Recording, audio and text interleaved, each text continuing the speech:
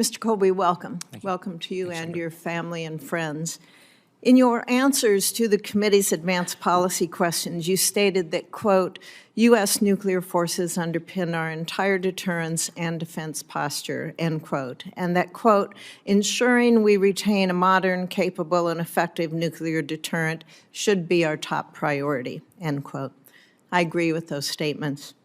Nuclear deterrence must be the foundation for any defense strategy. However, this foundation is threatened because of decades of underinvestment and poor management.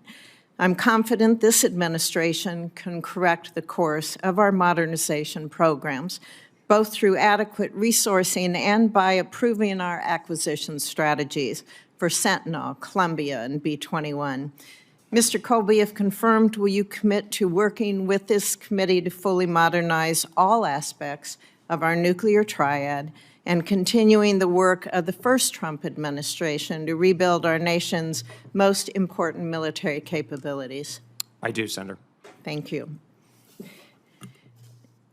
Russia has nearly completed their modernization of all of their nuclear forces, and China's modernizing, and they're growing their arsenal at a breathtaking speed. Yet the combination of an industrial base that we continually worry about in this country and overly complicated acquisition policies, it holds us back from keeping pace. You've talked about that. The Vice President talked about that in his introduction to you as well. If confirmed, what policies would you recommend to increase the overall capacity of that industrial base?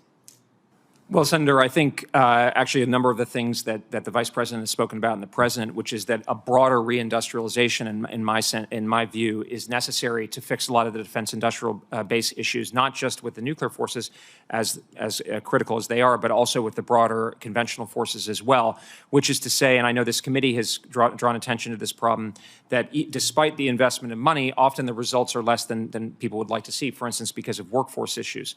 So if confirmed, I wouldn't approach the problem with saying I have all of the particular policy ideas set and I'm going to, in terms of improving the industrial production. But what I would see my role as making very clear that revamping and restoring a really healthy and robust defense industrial base is absolutely a national priority. And what I've said as a private commentator, but I believe as a public official, if confirmed, is that we kind of need a national mobilization of our defense industrial base. We need to be able to get better results, and it seems to me that's something that could get wide agreement.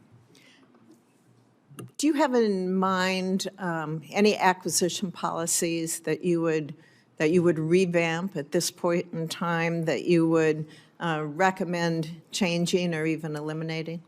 Senator, at this point, I wouldn't have any specific ones. I know a lot of those would be under the purview of the Undersecretary of Defense for acquisition and other, the service secretaries and so forth. I would be delighted to dive into that issue further and give you a more concrete answer. But again, I would see my role, if confirmed, as the USDP to kind of drive the overall strategic direction that we need to get better results out of our defense industrial base. Should we utilize the Defense Production Act? I think that absolutely would make sense. And deregulation in general at that level, I think all options should be on the table, including things that seem pretty dramatic, because I think, as the chairman rightly said, we live in a very dramatic situation and world.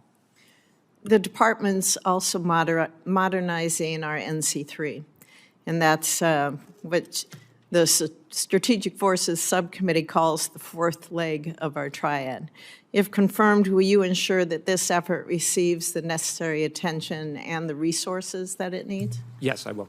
Thank you. Would you prioritize it as one of, along with our triad, as the top priority of the department? Certainly. I mean, I think command and control is absolutely essential, and when we're living in a world of much more capable cyber capabilities, not to mention missile threats, not just the traditional strategic strike threats, but also a range of different threats that are evolving very quickly, we have to absolutely pay really critical attention to NC3.